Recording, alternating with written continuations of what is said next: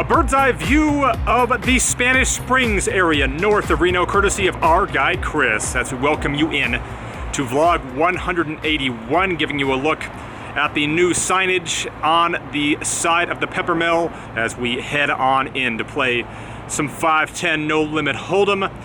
We will get to, coming up at the end of the vlog, how you can win a seat to the main event of the Peppermill Poker Palooza.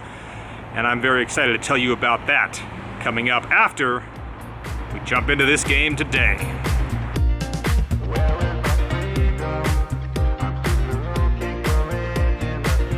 It was the rare Wednesday vlog, which I can only do because my son is in preschool and had to do because of other commitments on Thursday. We fire up a game at 11 a.m. on table 1 with the Rock winner straddle, which, by the way, has resulted in some players from out of town coming here, which was surprising to at least one man. The Rock has become a tourist attraction. I start off picking up Queen 10 of diamonds and flopping top pair on a flush draw. Usually that results in either winning a small pot or losing a big one. In this case, it was the former, as my flop bet got 2 folds. Then I raise pocket 8s under the gun to 30. Plus 1, a vlog watcher makes the call. And the hijack, a local real estate agent / cash game grinder named Mike, also calls in the straddle with the big blind folding. With 95 in, the 8 of hearts is right in the window, with a jack and a 10 to go along with it. I bet out for 50, and the player on my left calls. Mike then thinks about it for a minute before raising to 125. Now, this is not great news. Since I block most of the 8s, really the only hand he's going to have here that I can beat is jack 10. He could have 7-9, queen 9, maybe pocket 10s, just calling pre-flop here. Certainly he's never going to have jacks. It's also possible that if I 3-bet here, he folds jack 10.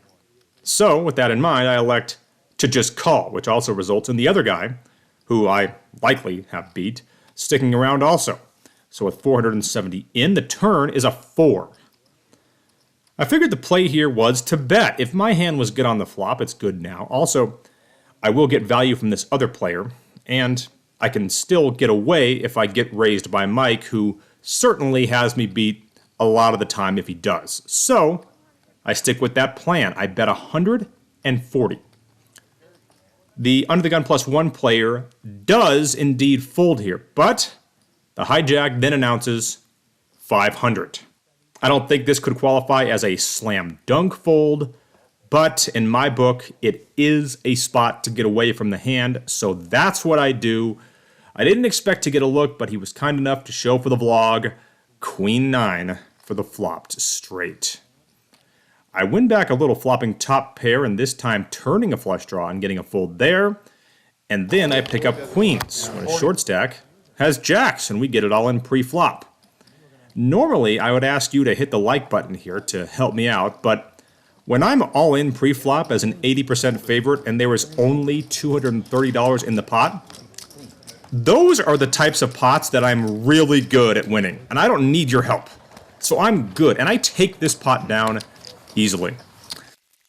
The aforementioned Mike wasn't as lucky, though. He got money in with a set of queens against aces, but when it was run twice, an ace peeled off on the second board for a chop. Though, again, I still support the decision to run it twice in spots like that when you're a huge favorite, and running it twice, for those of you that don't know, does not change your equity at all. It only cuts the swings of the game. I take advantage of the match the stack format by adding on and now being in for 1,500. I lose a few small pots and spent the subsequent hour doing nothing but folding. We then get a limp from MP1 and an overlimp from the hijack. I have jack 9 of spades in the cutoff and opt to raise to 50 here. Both of these guys call, so with 165 in, the flop is 10 deuce 3 rainbow with 1 spade, and it gets checked to me. Obviously, I only have backdoor draws here, but this board is just drier than the Mojave Desert in July, so I figured it was worth a shot at getting a couple of folds here. So I fire in a black chip, and to my disgust, MP1 then chuck raises me to 225. The hijack folds, and obviously I fold as well, and he shows pocket kings, a slow play that actually worked out pretty well for him here. This is a mid-session update. I actually just checked the official rules here at Peppermill, and there indeed is no requirement that you run a random, unnecessary bluff like I just ran in that last hand. I thought it was a requirement, but apparently it's not. You never actually have to do that. Who knew?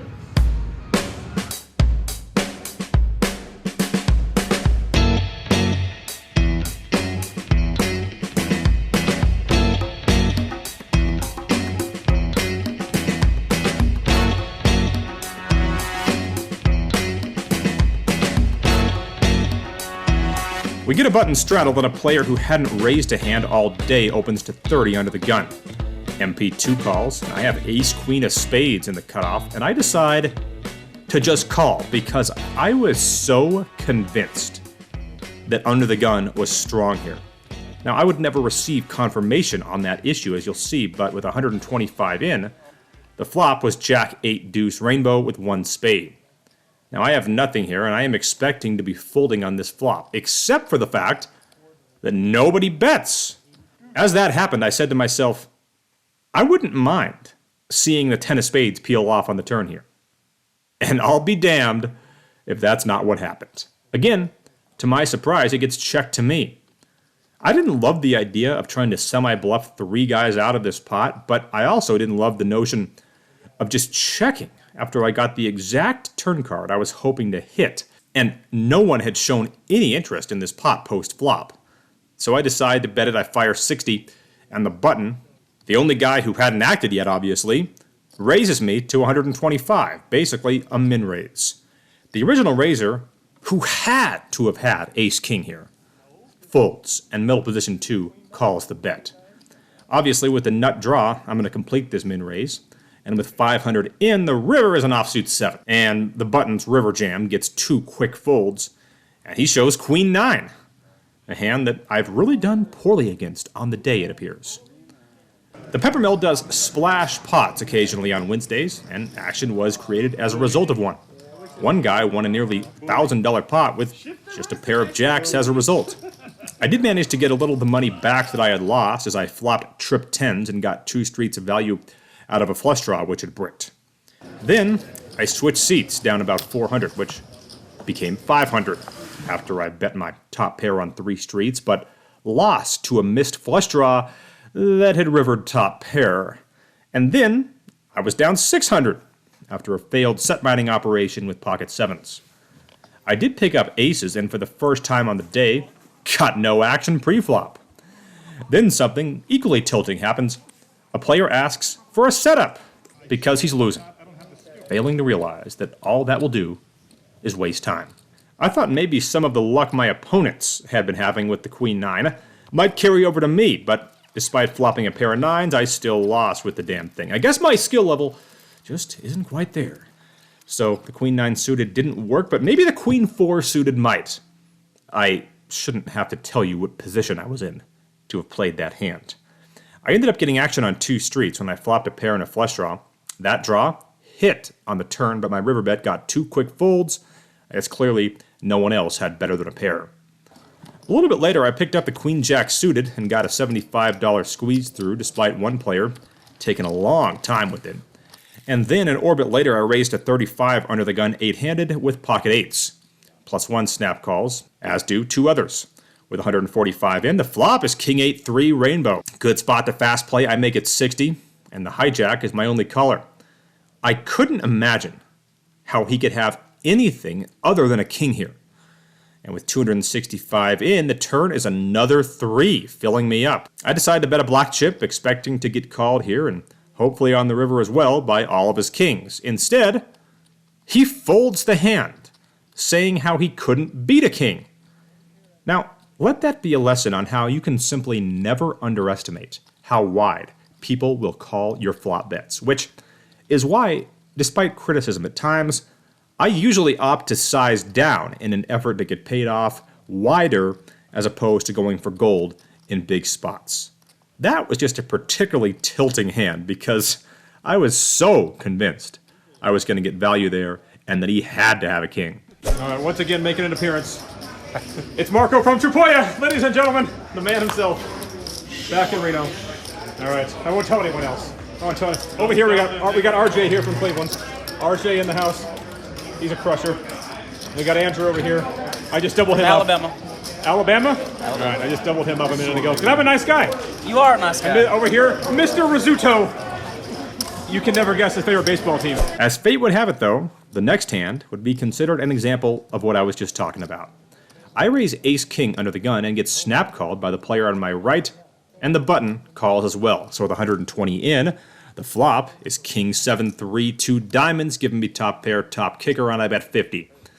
+1 folds, but the button doesn't. And with 220 in, the turn is the jack of diamonds. That's either going to give him the best hand, or really hurt my action. The good news is, if I do get raised, I have the ace of diamonds as an escape hatch and can continue on. But I opt to down bet here to try to keep his one pair hands in there. I make it 60, and sure enough, he calls. And with 340 in, the river is an offsuit 9. Pretty good spot to continue betting. I make it 75, and he makes the call, creating a $490 pot, which I win against king 10 offsuit. It turned out all we had to do was dodge a 10 in that hand and we'd win, but apparently that's not always easy to do. I'd play another hand against that opponent when I had ace 7 in the straddle, and once again, I had him crushed on the flop when it came ace 7-4, and he had ace 10. Problem for me? Turn was a 10. I value bet the hand the whole way, and he never raised, which did come as a surprise, and I suppose minimized my loss in a cooler spot. So, making aces and 10s worked for my opponent there, and a few hands later, I decided to try that technique out for myself. Problem was, when I flopped top 2 pair, it came on an all club board, and not one, but 2 of my opponents had that flush. I folded the turn after they both slow played the flop, of course, and king deuce ended up beating jack 4 suited, a battle of premium pre-flop holdings. The second 5-10 game was developing and quickly became the better game, so I told Vanya, the floor man, to put me on the list to move into that game. The problem was I didn't have much time left to play, as I had to go pick up my son. First hand I played came when I picked up the 10-3. Once again, you shouldn't have to ask what position I was in to play that hand. And since I'm telling you about it, you can probably guess that I flopped something. In this case, 2 pair. My flop and turn bets did get called, but despite down betting the river, I got a quick fold indicating that I was up against a missed draw. The player next to me then got his aces cracked, and he said at the time he felt he was up against quad 5s or nothing. And it turned out he was right. Over the next hour, I flopped 2 king-high flush draws, and all I accomplished was losing about $350. We get a couple of $10 limps, and I have 8-10 of diamonds in the cutoff and simply overlimp. With 45 in, the flop is 7-8 deuce with 2 hearts. The big blind here is an aggressive player who bets out for 20. The other 2 players in the hand both call the 20, and now it's on me in last position. I think this is a clear-cut raise for value here, given what I know about these opponents. So, I make it 80. The big blind, who led at this board, calls, and after some deliberation, the other 2 players both fold. So with 245 in, the turn is an offsuit king. Big blind checks, and I think a pair of 8s with a 10 kicker here is still a value bet. I toss in a black chip. He thinks about it for a minute and makes the call. So with 445 in, the river is another 8, giving me trips. Now it's very unlikely that this card has changed who had the best hand here. But it would still end up making me some money, as I believe my opponent thought it was now less likely that I had an 8, which of course is true, and he could use that to bluff me off another pair.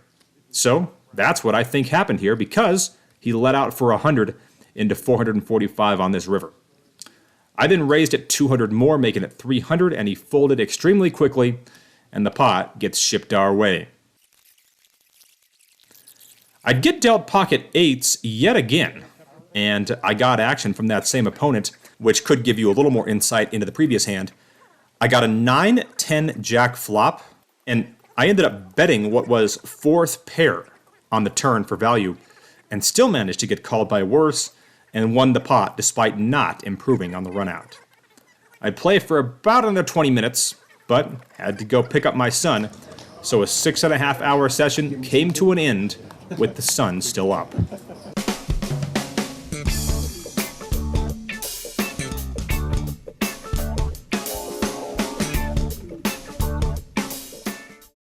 All right, the rare Wednesday session ends with kind of a Wednesday-like result, if you will.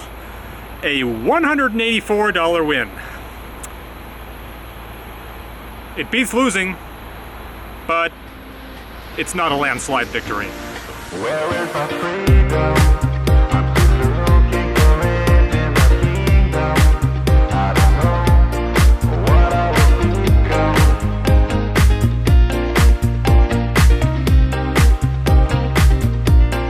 Where is my freedom? I'm still looking for it in my kingdom. All right, so I got a hard-hitting situation to bring up here. Very hard-hitting. Now, this is Oliver. Those of you that have been with the vlog for a while will remember him. And unfortunately, he's the animal that I have been stuck with. Yeah. My dog, Leo, who I love dearly, I lost in the divorce for a variety of reasons. And I miss that dog every single day. I think about him every single day. And it's just makes me sad. But I'm stuck with the cat, right? And I only ever had the cat because my ex-wife begged me to help to bring the cat home with her. And now we're stuck with the cat. And here's the situation. All right. So my son, Austin, that's really the main reason I've stuck with the cat, because I love hearing him say things like, "Where'd the kitty go?" And, you know, it's just great to hear him in that regard. But here's the situation now. Austin loves the cat. The cat hates Austin. And as a result of that, I hate the cat. But the cat loves me. He never leaves me alone. And of course, I love Austin. So where does that leave us? It's like this vicious circle of love and hate. And I don't even know why I'm mentioning it. So let's get to why you're here. We want to give away a seat to the main event, $880 buy-in for the Peppermill Poker Palooza, which is happening October 21st through the 31st. The main event will be on that final weekend of October. So here's the way it's going to work. I want to, of course, get some interaction here with this giveaway. I hinted at this a couple of weeks ago, and Mike Nelson, the guy who runs the PEPPERMILL Poker Palooza, knew exactly where I was going when I mentioned this. But we have a main event seat to give away. It's going to be to a subscriber to this vlog, and it's going to be simply to the subscriber who gives me the best content. Now, what I mean by that, it can be either a question or a comment. We had the guy last month that came in there with the comment about after I talked about Daniel Craig slow rolling the straight flush. He said, to be fair, I would slow roll a guy who tried to kill me with poison an hour before as well. No, he just brought the heat with that comment. Unfortunately, you know, that one's already been done. So we're going to need a new comment over the next 2 weeks. It's going to be either the best comment or the best question, because you could go that direction as well. One that incites the best response. And we'll determine that here in 2 weeks. And the winner then gets the seat to that main event. Now, obviously, I recognize the fact that you can still comment on this vlog and you're not able to come to Reno to play poker. So here's what I'm going to do. I am going to get into the comments. And if you're a subscriber, I will write finalist under the comments that are finalists. Now, if you just wanted to make that comment and can't come to Reno, then, you know, no more action needs to be taken. But if you are able to come and want to win, then respond to me saying finalist with your email address. And that's how I will contact the winner and give away a seat to the main event, to the Peppermill Poker Palooza. Now, of course, for the rest of you, I think this is the time. I've never told you before in the nearly 5 years in which I've been vlogging to come to Reno. This is the first time I've ever suggested it because it's worth your while. The tournament action is going to be great. The Peppermill tournaments have a reputation rightfully deserved as being some of the most fun out there. and the cash game action will be phenomenal during the time of that tournament. So book your stay now. Book your stay now at the Peppermill. There is a link in the description below. Use promo code DEECH for 20% off your stay. And I look forward to seeing all of you that get out here for that tournament series in October. I'm working on a meetup game. More on that coming up, but let's get this main event seat given away within the next 2 weeks. We'll see you back here next time.